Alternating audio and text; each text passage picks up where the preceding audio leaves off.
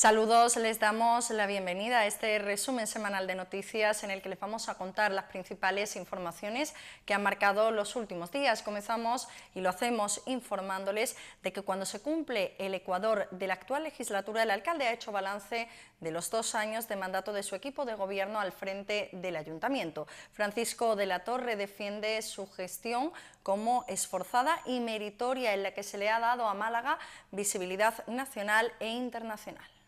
El balance de Francisco de la Torre se ha basado en un discurso de 42 minutos repleto de datos y cifras, en la que no ha tenido cabida la autocrítica ni otros asuntos que han dado bastante que hablar durante estos 2 años de legislatura, como el campamento Benítez, el proyecto del cubo en el puerto, Limasa, que aún no se ha cerrado, los cines Astoria y Victoria o los usos de tabacalera, sobre los que ha pasado de puntillas, o el metro.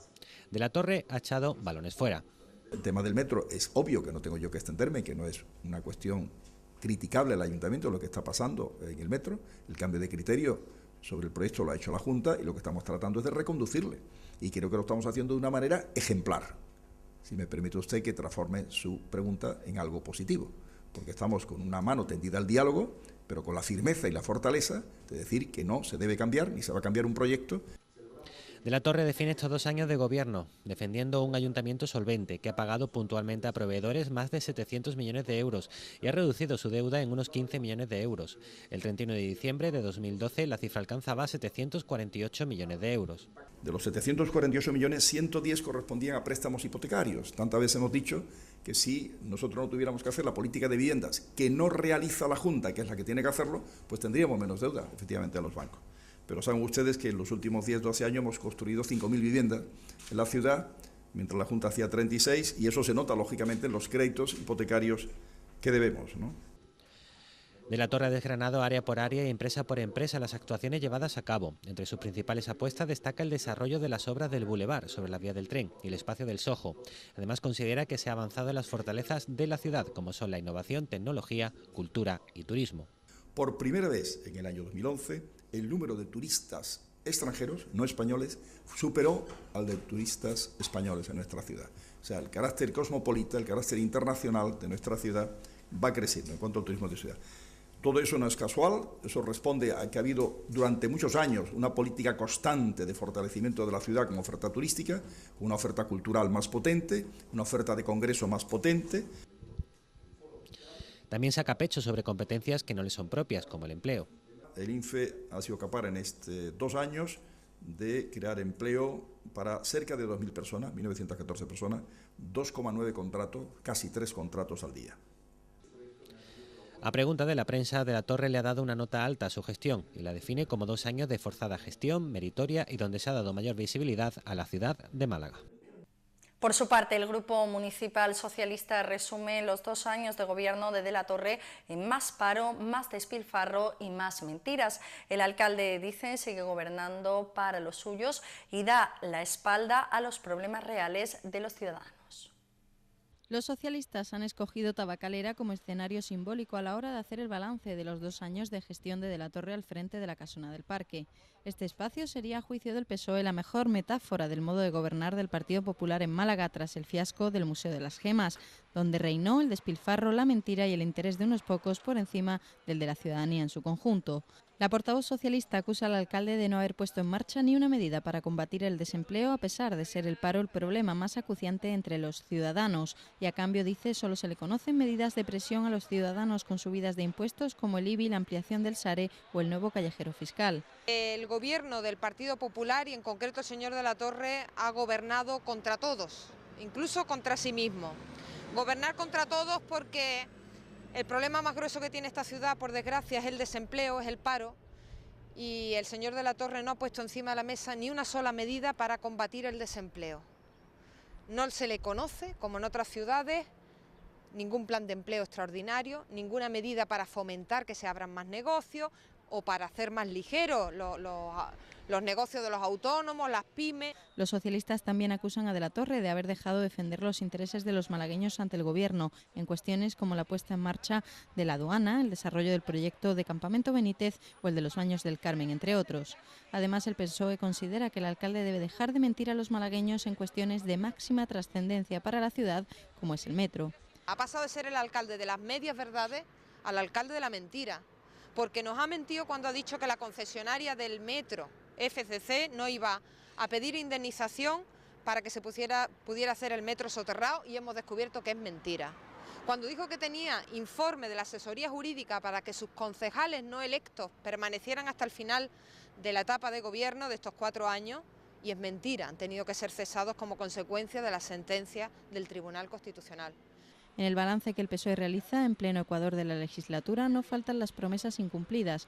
A juicio de los socialistas, aquello de un alcalde de 25 horas para Málaga o la exclusividad de los concejales de distrito no eran más que cortinas de humo que ahora se evaporan. Ha gobernado incluso contra sí mismo y sus palabras, porque de aquello que dijo de ser el alcalde 25 horas, hemos visto que las 25 horas, o buena parte de ellas, las pasa en el Senado. En contra de sus propias palabras cuando dijo que iba a tener un concejal por distrito. ¿Qué pasó de aquello? Donde un concejal como el de Carretera de Cádiz, en el que estamos hoy, ya bastante grande, con bastantes dificultades, se está encargando de la política medioambiental de la ciudad, tan importante como la limpieza, los espacios verdes de esta ciudad. Es un solo ejemplo, porque ya apenas quedan concejales por distrito con competencias plenas. También ha hecho balance Izquierda Unida, que considera que estos 2 años en el ayuntamiento se han caracterizado por el incumplimiento y también la confrontación. Eduardo Zorrilla ha recordado el fiasco económico de Tabacalera y de La Astoria, que suman un desembolso de 50 millones de euros para estar cerrados y sin proyecto. El Grupo Municipal de Izquierda Unida considera que estos 2 años de gobierno se han caracterizado por la improvisación. De hecho, recuerdan que en 24 meses el alcalde ha llevado a cabo 4 reestructuraciones del equipo de gobierno debido a salidas y cumplimiento de mandatos constitucionales. Eduardo Zorrilla ha destacado que ni una sola de las grandes promesas electorales se ha cumplido, a lo que habría que unir el despilfarro de 30 millones de euros en Tabacalera y otros 22 millones de euros en la compra de los cines Astoria y Victoria para aún no saber qué hacer en estos inmuebles. También considera un fiasco su promesa de construir guarderías y la rehabilitación de los mercados municipales. Y un camino a ninguna parte, los 207.000 euros gastados en la redacción del proyecto del funicular y los 300.000 euros del soterramiento de Cánovas del Castillo. Nuestro alcalde prometía en el 2011 y volvió a prometer en el 2012 cuando se presentó a las elecciones al Senado que contribuiría a desbloquear los grandes proyectos que el Gobierno central tiene pendientes en la ciudad de Málaga. Y no se ha cumplido. Es más, no se ha avanzado ni un ápice en estos grandes proyectos. Y citamos especialmente el Campamento Benítez o los baños del Carmen. Para Izquierda Unida de la Torre solo sabe confrontar. Como ejemplo, dicen que el 90% de las mociones populares presentadas a pleno se dirigían a hacer campaña electoral contra la Junta de Andalucía. Que el alcalde no tiene palabra. Tras casi 20 años de gobierno, siguen estancados los grandes proyectos con los que se presentó a las elecciones. El alcalde, en este sentido, carece de proyecto de ciudad y lo ha intentado suplir con la confrontación con otras administraciones.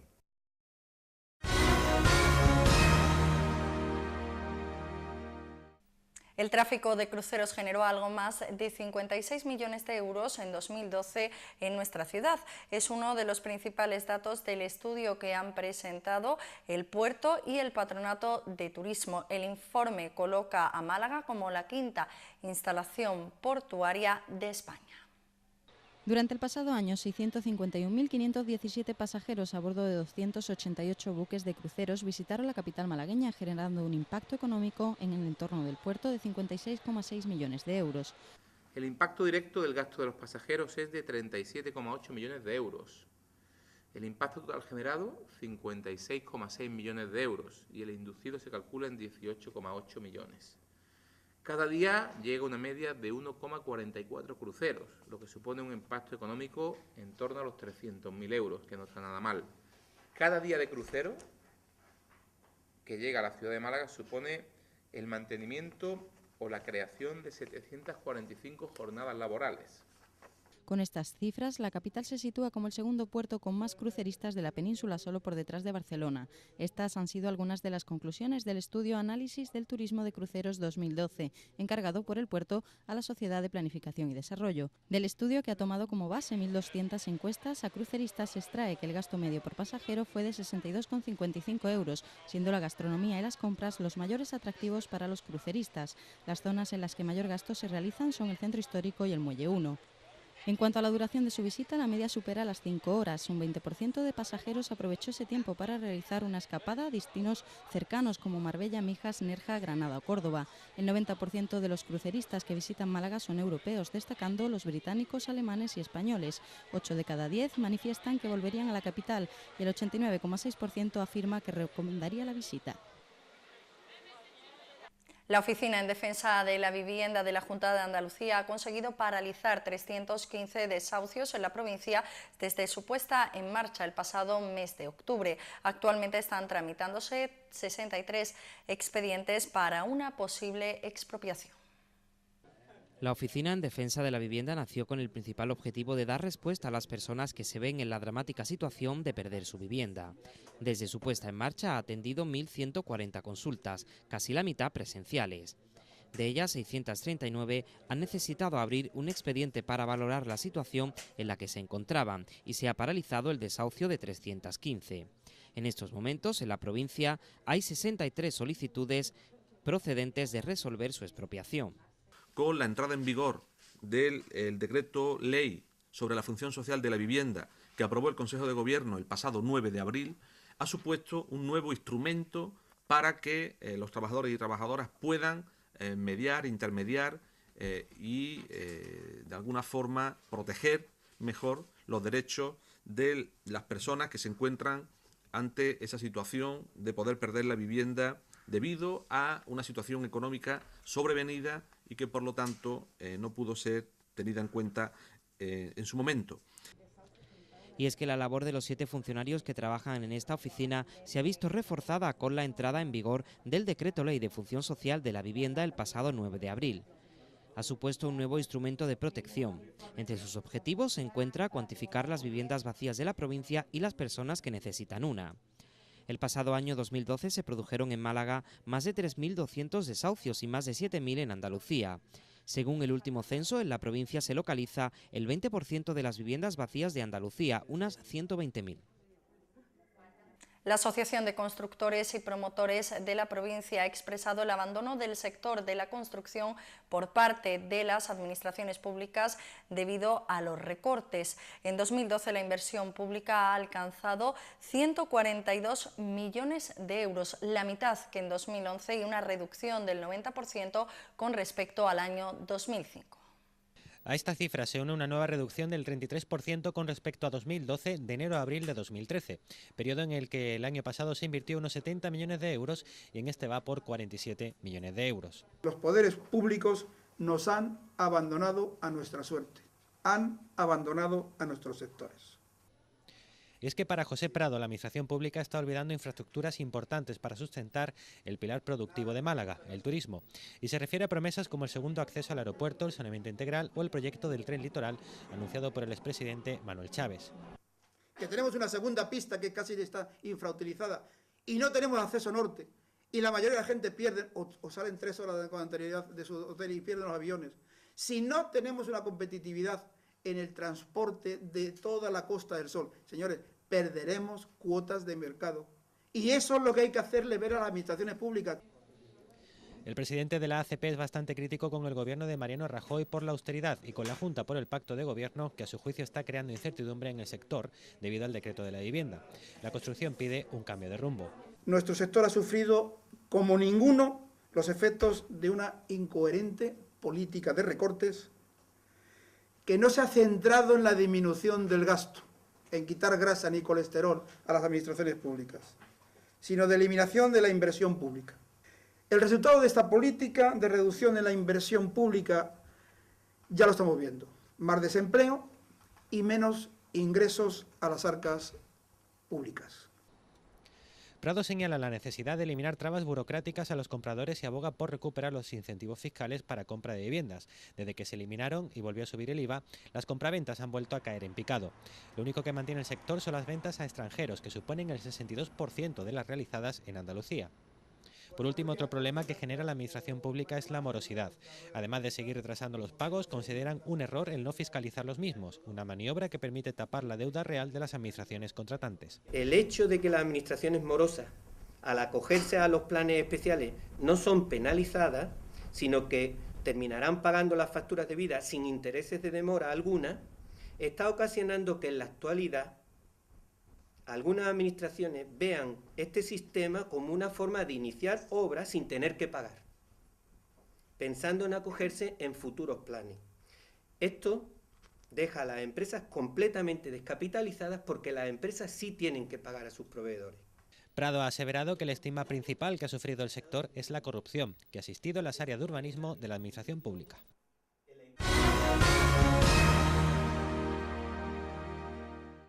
La Junta de Andalucía ha anunciado que pretende diseñar un plan alternativo a la LOMCE, la Ley Orgánica para la Mejora de la Calidad Educativa, aprobada recientemente en Consejo de Ministros y pendiente aún de pasar el trámite de su aprobación definitiva en el Congreso de los Diputados.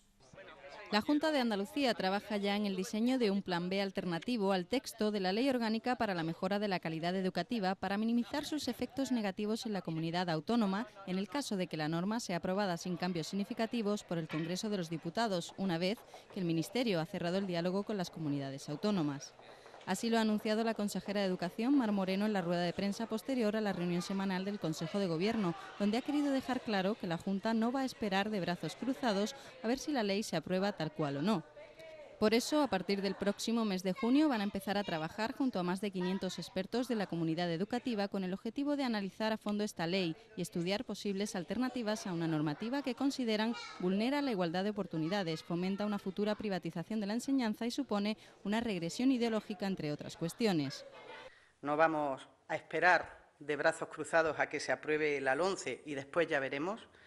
Tenemos un plan A, que es que la LOMCE no se apruebe, eso corresponde al Congreso de los Diputados y corresponde a la comunidad educativa del conjunto del país, pero tenemos un plan B, y el plan B es minimizar en Andalucía los efectos más negativos de la LOMCE.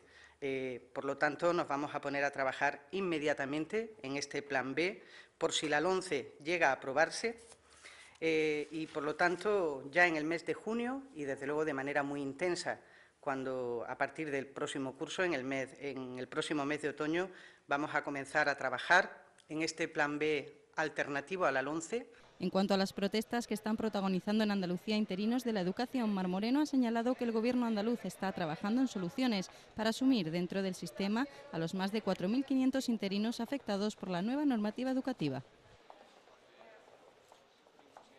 El presidente provincial del Partido Popular ha hecho balance de los 2 años que han transcurrido desde las pasadas elecciones municipales, en las que la formación obtuvo un resultado histórico. En el Ecuador de la legislatura, los populares van a apostar por la recuperación económica, combinando la austeridad con las inversiones.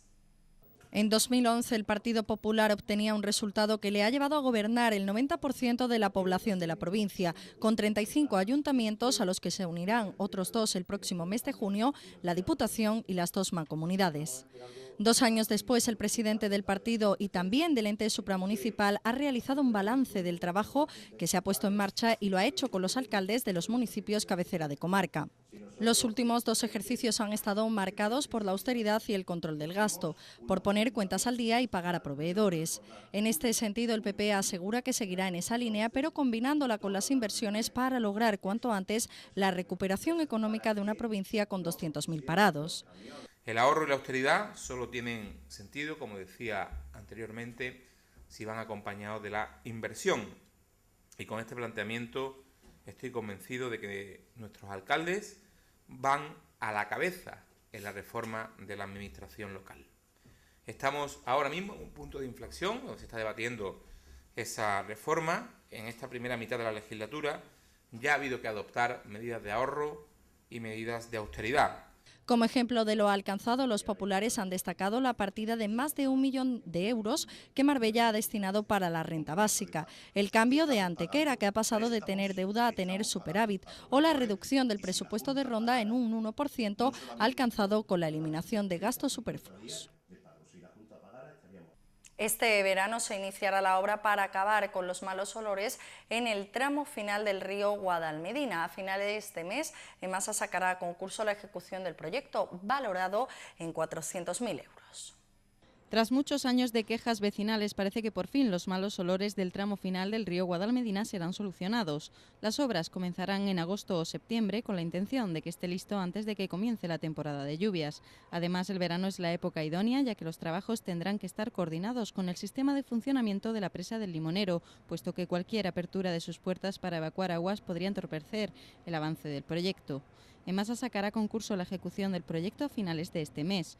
El consistorio va a invertir 400.000 euros en rellenar de tierra y prolongar la urbanización del actual cauce unos 200 metros hacia el mar, es decir, desde el Centro de Arte Contemporáneo hasta la altura del llamado Puente del Carmen. De esta forma, los lodos que actualmente se quedan estancados quedarán bajo tierra y no será necesario limpiar continuamente la zona. De momento, solo está prevista la partida de 400.000 euros que aporta el Ayuntamiento, aunque el consistorio no descarta que la Consejería de Agricultura, Pesca y Medio Ambiente participe también en las obras.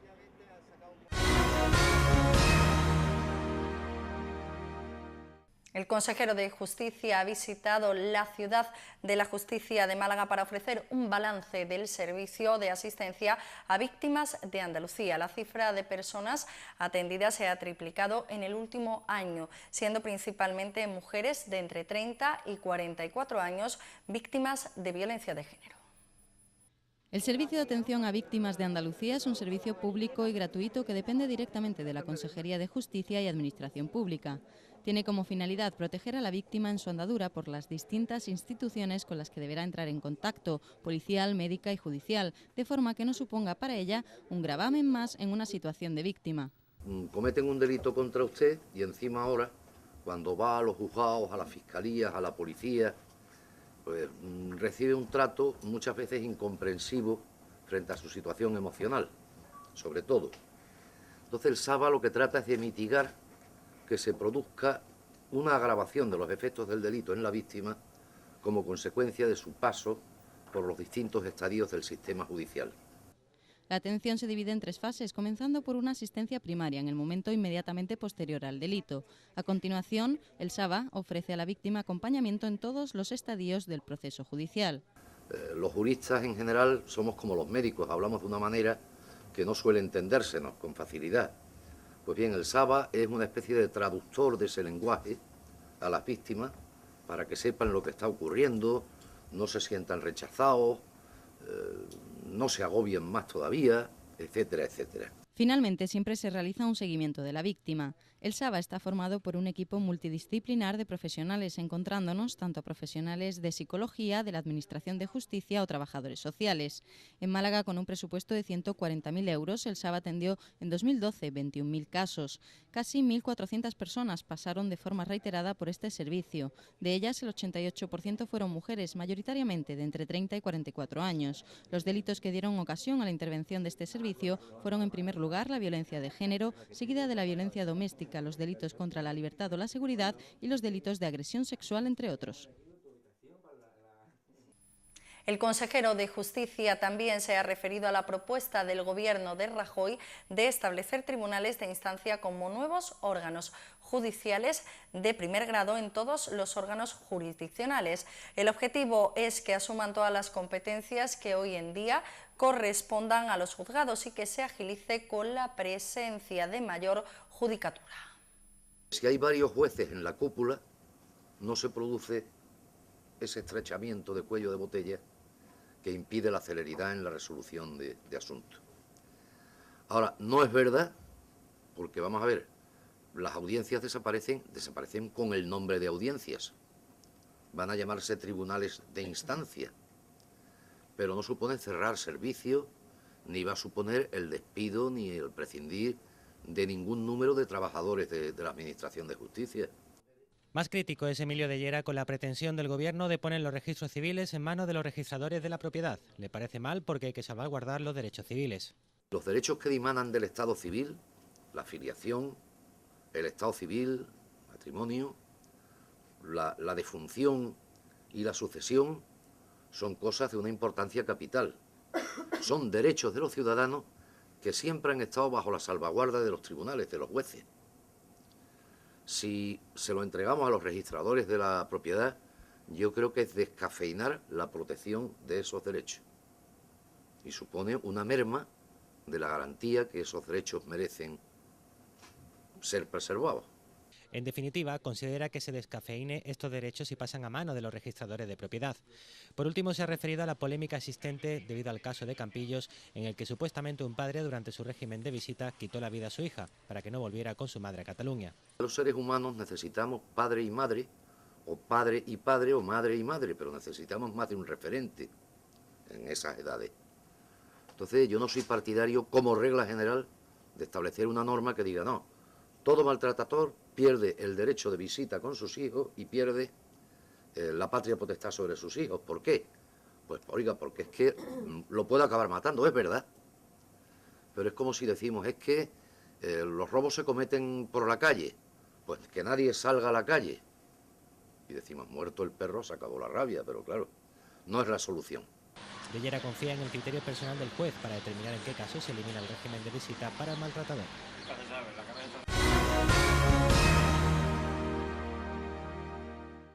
Griñán y de la Torre paralizan hasta septiembre la decisión sobre si el metro irá o no finalmente soterrado en el tramo Guadalmedina-Malagueta. Lo que sí ha asegurado el presidente de la Junta es que de momento y hasta que no mejore la situación económica, las obras se paralizan en el Guadalmedina. Griñán y de la Torre se han reunido para abordar el diseño del último tramo del metro que la Consejería de Fomento propone que discurra en superficie por la Alameda y el Parque, lo que ha provocado el rechazo del Gobierno municipal. Y finalmente parece que la Junta no descarta la opción soterrada. Eso sí, no habrá metro hasta la Malagueta, al menos en los próximos años. El presidente de la Junta, José Antonio Griñán, ha confirmado al alcalde de Málaga, Francisco de la Torre, que paralizará la obra del último tramo, Guadalmedina-Malagueta, hasta que mejore la situación económica y se pueda acometer la obra soterrada. Pero no se abandona el tema. Se ha acordado mantener una serie de reuniones hasta septiembre para modular los plazos a ejecutar y la posibilidad de continuar la obra al menos hasta la Marina, sin que haya paralización. De la Torre consigue así frenar los planes de la Consejería de Fomento, que anunció que licitaría este trazado en superficie en contra de la opinión del Ayuntamiento. Esta paralización, no obstante, deja en una situación de clara incertidumbre el futuro del metro, ya que no habrá un horizonte claro de ejecución del último tramo, el que asegura su rentabilidad. Queda por resolver el problema del sobrecoste de explotación, ya que el metro operaría en principio solo hasta el Guadalmedina, moviendo 12 millones de viajeros, muy lejos de los 20 millones esperados. Ese sobrecoste se estima en 10 millones anuales, que habrá que ver quién asume hasta que se construya el último tramo. Pues estas son las noticias más destacadas que nos deja la semana. Recuerden, nosotros volvemos con más información el próximo lunes. Hasta entonces, que disfruten el fin de semana.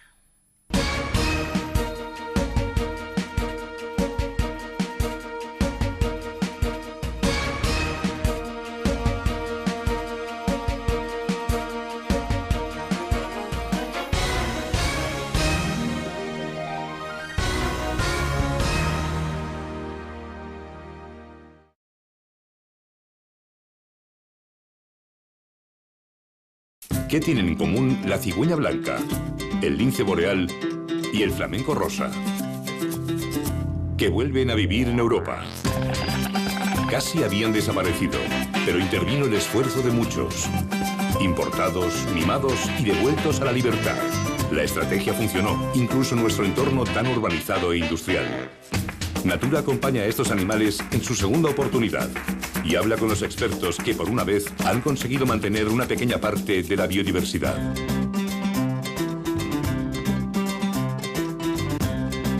El retorno de las especies en Natura.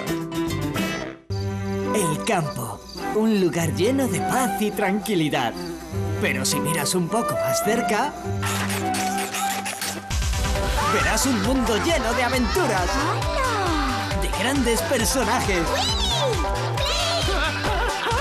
y sobre todo el lugar donde vive ¡Maya! ¡Maya! ¡Maya! La abeja maya. Con Nickelodeon tú eres el primero.